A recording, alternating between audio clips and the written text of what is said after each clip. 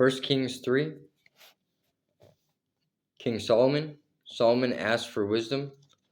Solomon judges wisely.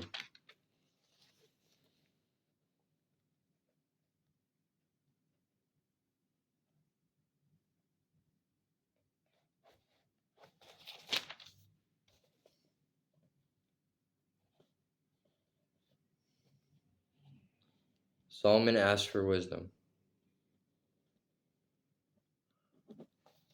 Solomon made an alliance with Pharaoh, the king of Egypt, and married one of his daughters. He brought her to live in the city of David until he could finish building his palace and the temple of the Lord and the wall around the city. At that time, the people of Israel sacrificed their offerings at local places of worship, for a temple honoring the name of the Lord had not yet been built. Solomon loved the Lord and followed all the decrees of his father David, except that Solomon too offered sacrifices and burned incense at the local places of worship. The most important of these places of worship was at Gibeon. So the king went there and sacrificed 1,000 burnt offerings. That night the Lord appeared to Solomon in a dream, and God said, "What do you want? Ask, and I will give it to you." Solomon replied, "You showed great and faithful love to your servant, my father David, because he was honest and true and faithful to you. You have continued to show this great and faithful love to him today by giving him a son to sit on his throne. Now, Lord my God, you have made me king instead of my father David, but I am like a little child who doesn't know his way around. And here I am in the midst of your own chosen people, a nation so great and numerous they cannot be counted. Give me an understanding heart so that I can govern your people well and know the differences between right and wrong.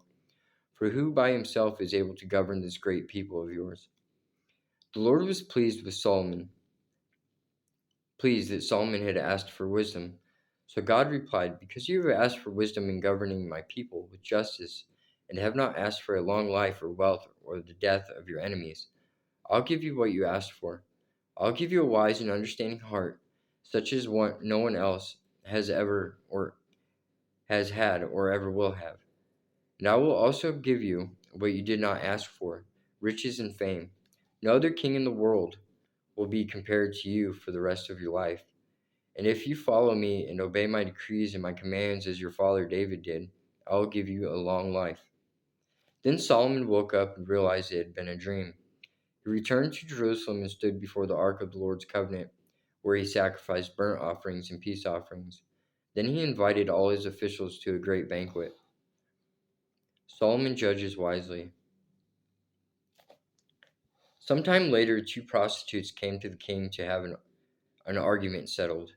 "Please, my lord," one of them began, "this woman and I live in the same house. I gave birth to a baby while she was with me in the house. 3 days later, this woman also had a baby. We were alone there. There were only two of us in the house, but her baby died during the night when she rolled over on it.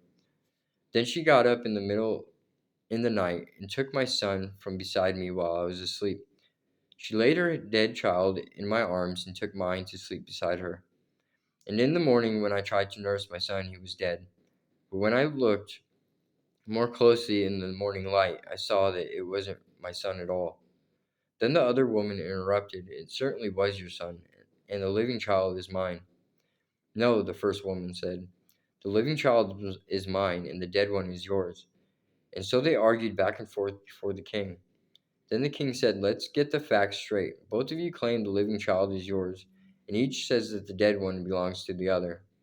All right, bring me a sword." So a sword was brought to the king. Then he said, "Cut the living child in two and give half to one woman and half to the other." Then the woman who was the real mother of the living child and who loved him very much cried out, "Oh no, my lord, give her the child. Please do not kill him." But the other woman said, "All right, he will be neither yours nor mine. Divide him between us." Then the king said, "Do not kill the child, but give him to the woman who wants him to live, for she is his mother." When all Israel heard the king's decision, the people were in awe of the king, for they saw the wisdom God had given him for rendering justice.